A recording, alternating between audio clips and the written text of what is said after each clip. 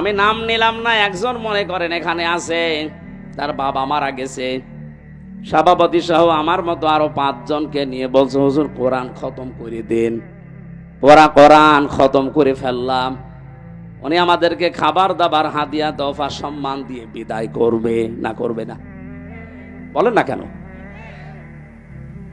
ওরা কোরআন শরীফ শেষ করে হাদিয়া তোফা দিয়েছে, খাবার দাবার দিয়ে সম্মান দিয়ে বিদায় দেবে।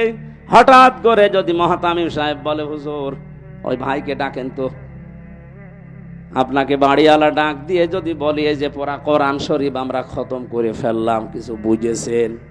উনি বলতে পারবে? বাংলায় যদি এবার বলি এটাই আল্লাহ জানাতে চেয়েছেন ব্যবসা তোমাদের জন্য হালাল আর সুদ হারাম। আপনি তো এতক্ষণ পর্যন্ত বাবা মরে গেছে এই জন্য আমাদেরকে পড়া কোরআন খতম করালেন, কিন্তু আপনি তো সুদ খান।